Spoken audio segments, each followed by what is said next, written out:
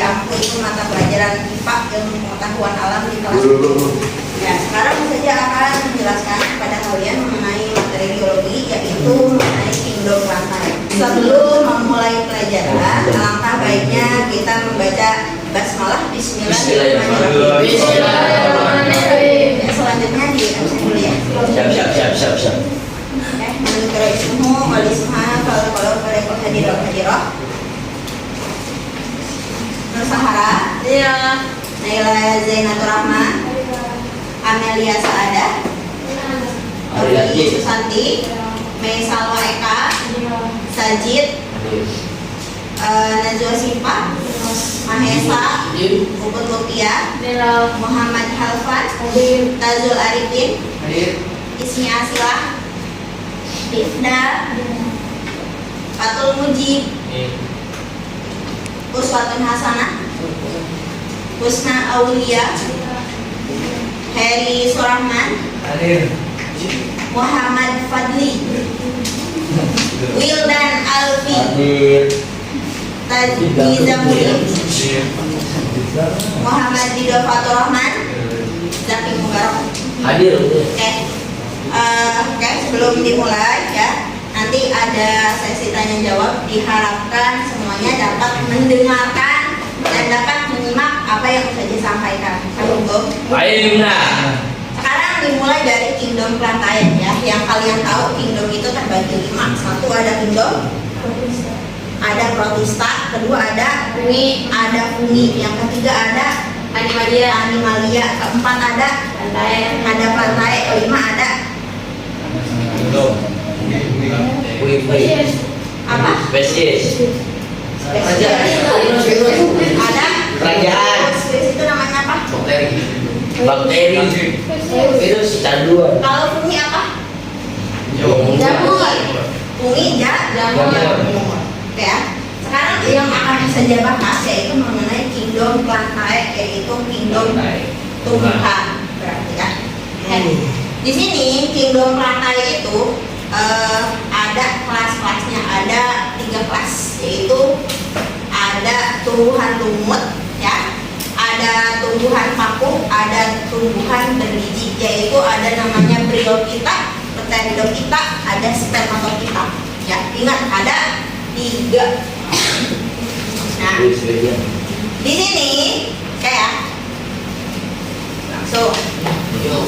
Nah, tumbuhan Bryophyta ini satu tempatnya di dekat sumber air. Biasanya tumbuhan Bryophyta ini hidupnya di tempat yang lembab adanya ya. Gak ada yang tempat kering, biasanya di tempat lembab. Nah, kata Bryophyta ini berasal dari bahasa Yunani, yaitu Bryos itu lumut, pita itu tumbuhan ya. Terus kemudian dia tumbuhannya dari pertama yang merupakan hasil evolusi sekitar 500 juta tahun yang lalu. Terus kemudian tumbuhan ini kecil, nggak bakal gede-gede karena ukurannya kurang dari 20 cm ya. Pernah nemu lumut yang besar? Nggak ada ya. Nggak ada tumbuhan lumut yang kayak pohon sawo, nggak ada ya. Tumbuhan lumut itu kecil ya, ukurannya kurang dari 20 cm. Nah, terus kemudian ya di sini stomatanya sebagai tempat pertukaran gas. Apa yang disebut dengan stomata? Daun.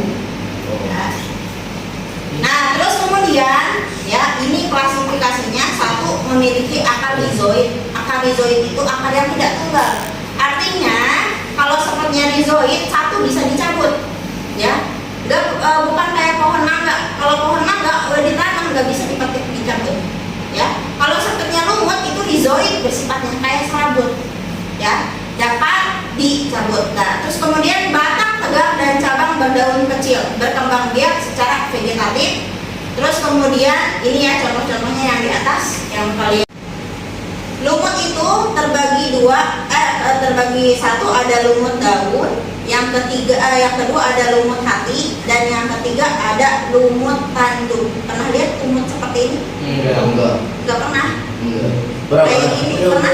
Pernah. Ini biasanya di mana? Di sawah. Di sawah banyak, banyak, di kobak banyak ya. Kalau sepertinya lumut seperti ini Banyak di daun-daunan, terus kemudian di batuan banyak ya. Oke. Nah, kalau rumput tanduk seperti ini. Oke, langsung aja kita ke reproduksinya, nanti dijelaskan ya. Nah, peranan tumbuhan lumut ya untuk sebagai apa? Sebagai obat hepatitis. Tahu hepatitis? Enggak. Kuning. Penyakit kuning. Hepatitis Iya. ya. Radang hati misalnya, ini ada contoh tanamannya. Terus kemudian sebagai bahan pengganti kapas dan bahan pembalut, ini dari lumut ya. Terus kemudian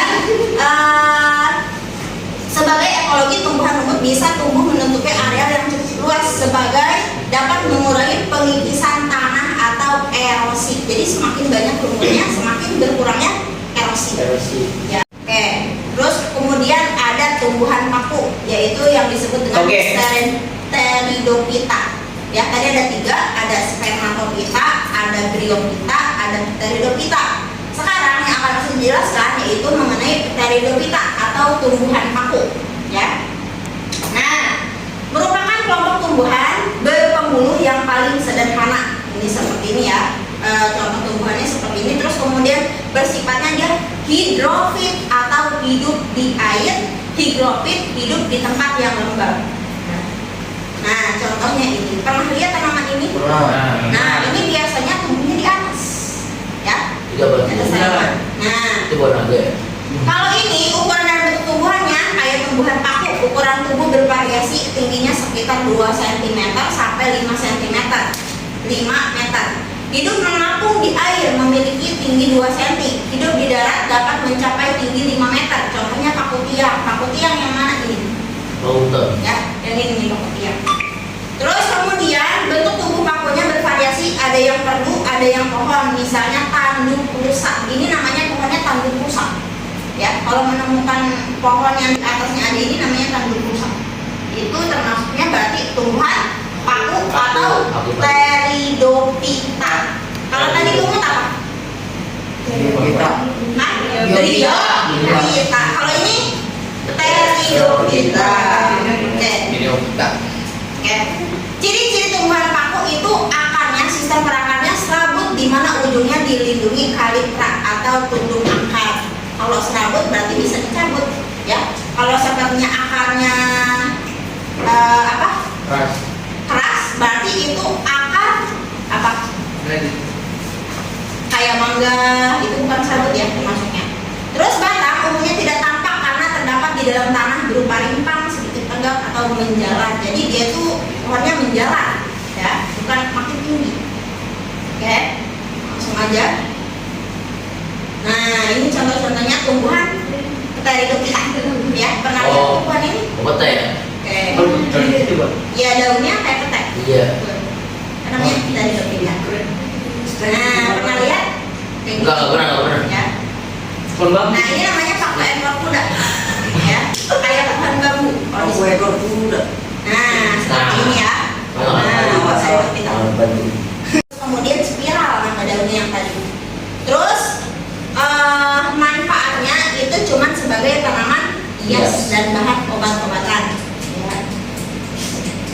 Oke, langsung aja. Nah, ini ada beberapa jenis ya tanaman. Ini disebutnya paku tiang. Kalau seperti yang sering kita lihat itu paku tanduk rusak sering banget, banyak paku sarang burung, Azolla pinnata, suplir ini biasanya hidupnya di laut-laut banyaknya. Laki bukan bisa perempuan, nggak ada, ya. Adanya ayam betina sama ayam jantan, kayak gitu ya. Kalau tumbuhan berarti dia termasuknya aseksual, vegetatif, ya, tidak memerlukan adanya jantan dan tidak ada. Oke. Ya. Oke, selanjutnya ini. Nah, sekarang tumbuhan berbiji atau yang disebut dengan spermatophyta, ya. Banyaknya di yang kalian tahu adalah spermatophyta karena spermatophyta ini banyaknya satu contohnya yang berbunga, ya, yang berbuah. Kalau tadi, kalau sepertinya tumbuhan lumut sama tumbuhan paku itu tidak berbuah, ya. Kalau sepertinya tumbuhan berbiji ini spermatophyta itu yang berbuah, ya. Contohnya mangga, jambu, berarti dia termasuknya spermatophyta, ya. Satu tumbuhan itu adanya di bunga, disebut dengan putik, ada yang disebut dengan benang sari. Pernah belajar? Ya, putik dan benang sari. Oke. Jadi terus kemudian fungsi biji sebagai alat pemencaran tumbuhan atau bersifat komodita, akar, batang, dan daun sejati. Nah, oke, lanjut. Nah, tumbuhan berbiji ini terbagi dua, yaitu ada tumbuhan berbiji terbuka, ada tumbuhan berbiji tertutup. Contohnya apa? Tumbuhan yang berbiji terbuka tanpa adanya daging. Oke. Satu, jagung. Ya, jagung itu tidak ada buahnya, ya, tapi langsung terlihat. Betul nggak? Iya. Kalau sebenarnya tumbuhan berbiji tertutup, contohnya apa? Jagung biji. Plengken, jagung biji bisa jadi. Terus tumbuhan biasanya kalau contoh gymnospermae, contohnya pohon melinjo. Tahu melinjo? Tahu. Tangkil. Mangkil. Nah, begitu. Namanya tangkil ya. Nah, gymnospermae berasal dari kata gymno, terbuka atau panjang ya. Terus kemudian spermae, biji, merupakan salah satu kelompok tumbuhan berbiji dengan ciri utama biji yang tidak dibentuk di dalam bakal buah. Jadi dia langsung ada bijinya. Contohnya apalagi kayak kuaci, nggak ada buahnya, langsung kayak bijinya. Ya, merupakan tumbuhan berkayu dengan habitus berupa semak, perdu atau pohon dengan batang tegak lurus tanpa cabang atau bercabang. Nah, terus kemudian hampir semua gymnospermae merupakan tumbuhan yang hijau sepanjang tahun. Misalnya pinus, ya, pinus itu termasuk gymnospermae. Daun gymnospermae berbentuk mirip jarum atau sisik, memiliki bunga sesungguhnya. Nah, contohnya ini ya. Nah, kayak gini. Ya. Ini sebayu. Ya, sebayu. Wildan. Apaan sih? Oke, selanjutnya ya. Nah, ini tumbuhannya, contoh tumbuhannya. Jadi jangan sampai tumbuhan-tumbuhan yang ini disebutnya tadi tumbuhan bryophyta, salah ya. Karena bryophyta itu tumbuhan Lumut. Oke, lanjut. Marah itu. Ini apa coba? Tupar ya. Ini apa coba? Oh itu kan gila ya. Mangga. Mangga. Mangga. Pinus. Rambutan. Nah, kayak gini ya. Ini namanya Ginkgo biloba.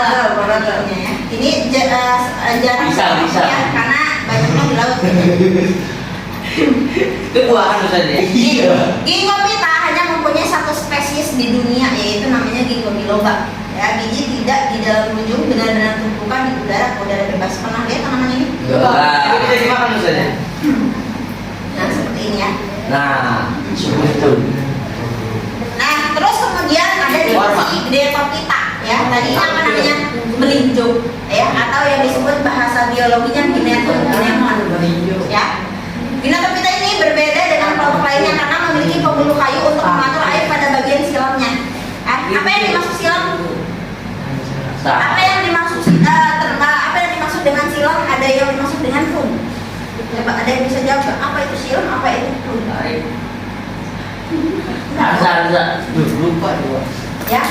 Jadi ya, tumbuhan itu karena dia kan berfotosintesis. Ya. Berfotosintesis, tahu fotosintesis? Tahu ya. Di bawahnya hasil fotosintesis itu oleh silam dan loom yang dibagikan ke seluruh tumbuhan. Silam dan loom. Ya. Nah, ini Gineton melinjo.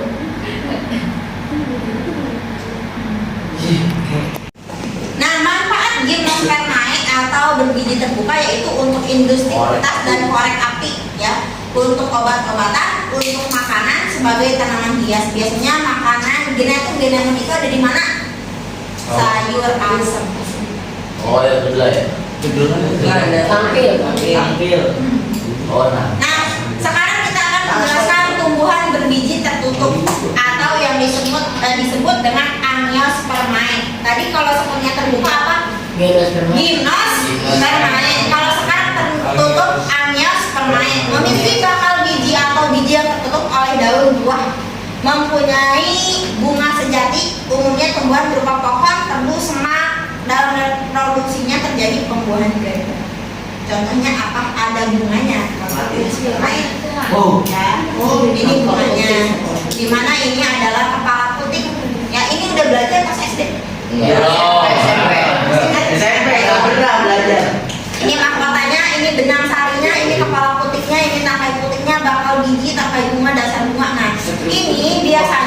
tumbuhan ini bereproduksi ini oleh bunga, ya, adanya peluburan benang satu. Nah, terus kemudian angiosperma itu dibedakan menjadi dua, yaitu monokotil berkeping satu dan dikotiledon berkeping dua. Nah, ini contoh-contohnya ya, jagung sama kacang tanah. Aduh. Bedaan. Nah, Widih. semangka Pisang. ada bijinya, berarti ada buahnya, berarti termasuk apa biji terbuka atau tidak? Nah, anggur dia ada dua, berkeping dua. Berarti gimnospermae. Oke, selanjutnya nih monokotil dan dikotil. Bisa. Ini bentuk daunnya.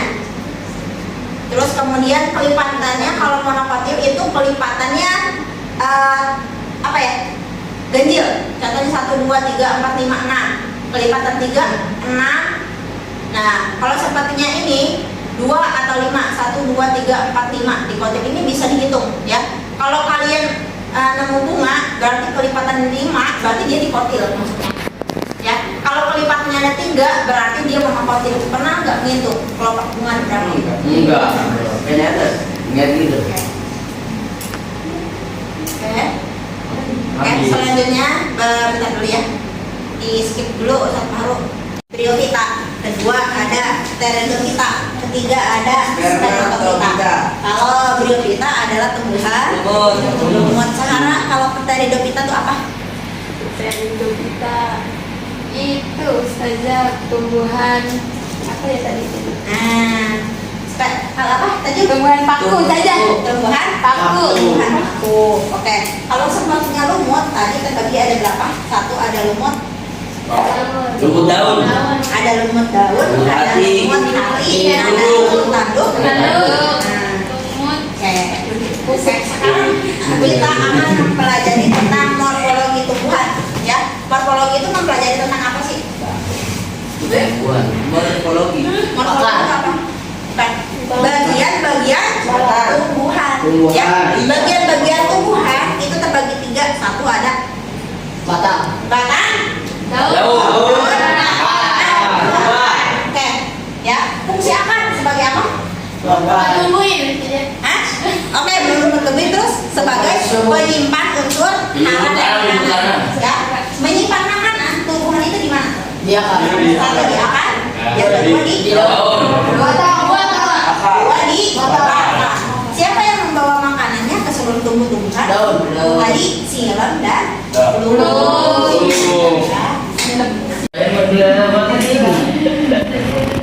Ya. Nah, tadi berarti morfologinya tumbuhan dikotil sama tumbuhan monokotil. Ya. Nah, akar pertama akan kita bahas dulu akar. Akar adalah bagian pokok di samping batang dan daun bagi tumbuhan yang tumbuhnya telah merupakan konus. Sekarang saya saja akan tanya, mana akar serabut, mana akar tunggal? Ini akar apa? Ini akar apa? Nanti udah ya. Fungsi akar bagi tumbuhan itu memperkuat berdirinya tumbuhan. Dua, untuk menyerap air dan zat-zat makanan. Ya, terus kemudian mengangkut air dan zat makanan yang sudah diserap ke tempat pada tubuh. Terus kemudian sebagai tempat untuk penimbunan makanan. Jadi tumbuhan itu menyimpan makanan, satu di akar, yang kedua di batang. Ya. Nah, sekarang kita akan membahas tentang batang.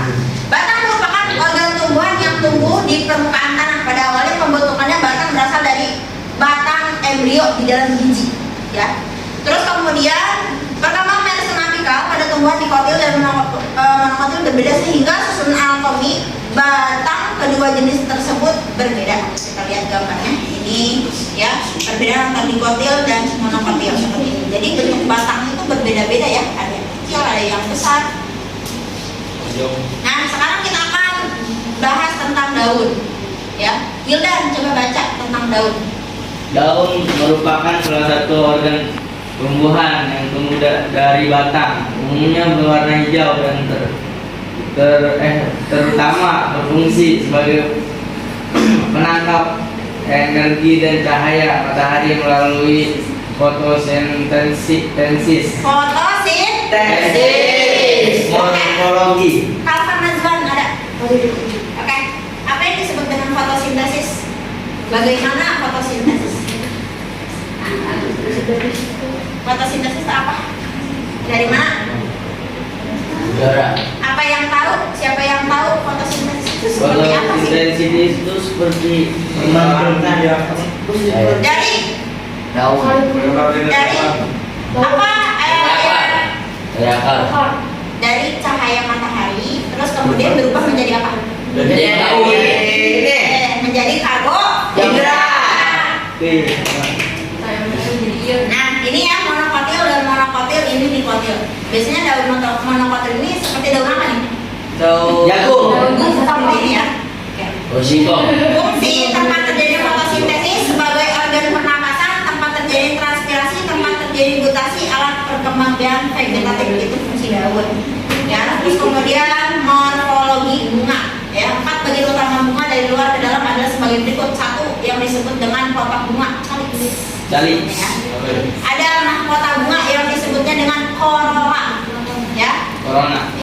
Nah, ini ya. Coba kalau sebenarnya suruh ngisi, ini bagian 1 apa, bagian 2 apa, bagian 3 bisa nggak?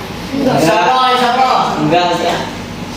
Nah, Buah. kalau buah adalah pertumbuhan sempurna dari bakal buah atau yang disebut dengan ovarium. Setiap bakal buah berisi 1 atau lebih bakal biji atau ovulum yang masing-masing mengandung sel telur. Bakal biji ini dibuahi melalui suatu proses yang diawali oleh peristiwa penyerbukan, terbentuknya daging buah dan kulit. Nah, ya. Kalau ini dikotil dan ini monokotil. Ya, berkeping 1, berkeping 2. Pada buah dikotil, biji tertutup oleh daging. Buah dan biji berkeping lebih dari 1. Ya. Buah monokotil biji tidak tertutupi oleh daging dan biji berkeping 1. Contohnya apa? Tadi yang tidak tertutupi oleh daging apa? Jagung, kuaci, menjo dan lain-lain. Nah, ini perbedaannya. Nah, ya. Sampai sini ajarnya kan. Oke, sekarang silakan ditulis di bukunya masing-masing ya sebagai refleksi dari apa yang sudah disampaikan. Oke, nomor 1.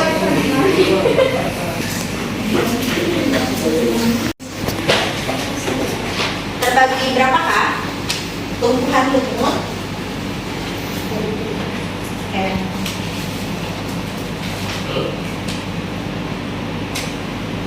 Dua.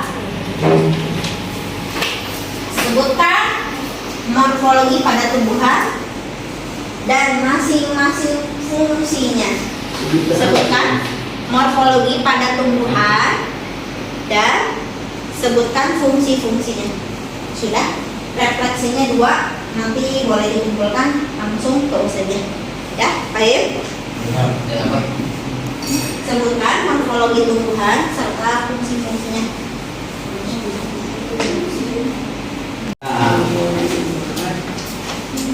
Ya. Sudah? Oke, cukup sekian dulu saja. Semoga apa yang disampaikan bermanfaat. Amin. Nanti biar menjadi bakal ilmu untuk selanjutnya. Amin. Ya. Oke, sampai sini. Nah,